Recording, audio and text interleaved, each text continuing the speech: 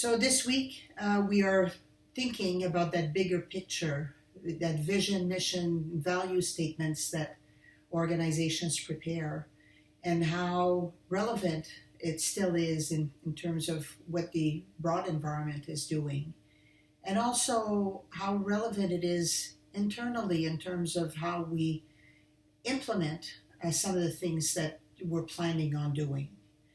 Lots of the readings that you'll see for this week talks about things like ESG, the organizations that are doing something with regards to the environment, to their social responsibilities, to their own corporate governance.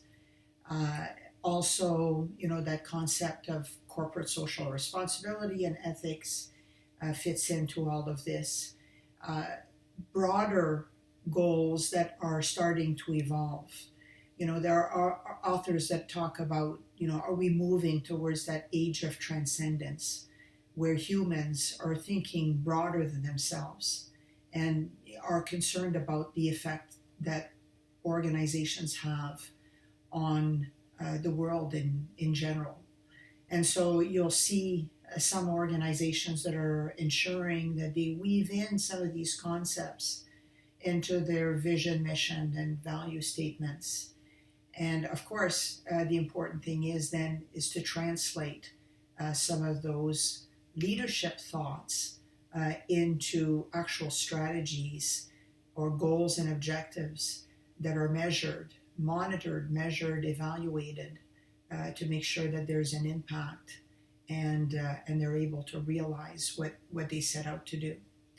So we do live in an environment of great disruption, whether we're talking about globalizations or technology or so many other issues, planetary problems that we see particularly featured in the UN Sustainable Development Goals that require an engagement from everyone to solve some of those critical problems.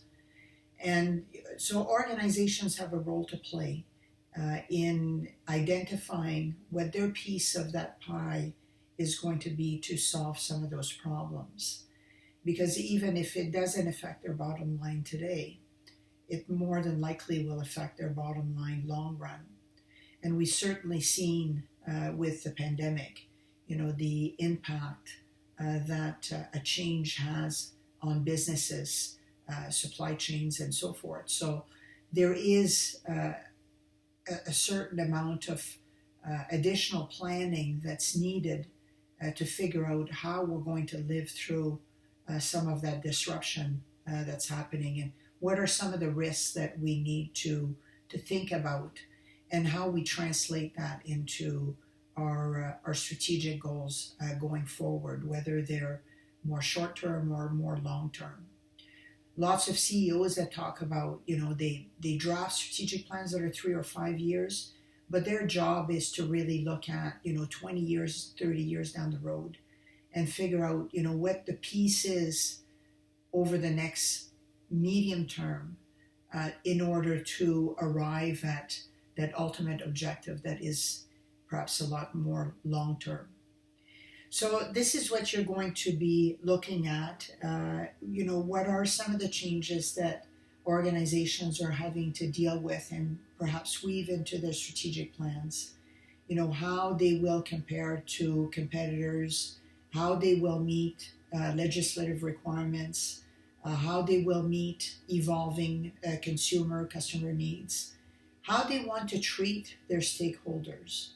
So we know we've had quite a bit of emphasis on customers, on employees. We want people that are well engaged in order to realize their strategic plans. But what about the way that we treat and deal with our suppliers, our collaborators, our communities, our regulators? I mean, there are a great number of stakeholders that to date have not always been thought of as being very important to include as part of our strategic plans, but a lot more companies are now thinking that, if their overall, all of their stakeholders are better off, then they are better off as well. So important to think in terms of, what are the types of strategies that you might be able to undertake to make that global environment a little better for yourself as an organization. So when you do case analysis, you would be looking to see what the impact of that overall environment is on the organization, but also what they plan on doing and how well they're succeeding at doing what they need to do. And if they're having to make some changes because the broader environment is going to require them to be a little better at some things going forward, how that gets implemented and executed, whether or not they have all of the right structures in place, incentive systems, ways to engage people, the resources they need in order to get some of those things done. And it all starts here at the very beginning, understanding, what you're having to contend with in terms of your internal and external environment, and understanding that as a starting point in order to establish some good strategies going forward. So good luck this week, and hope that you have a good time with this material. See you. Bye-bye.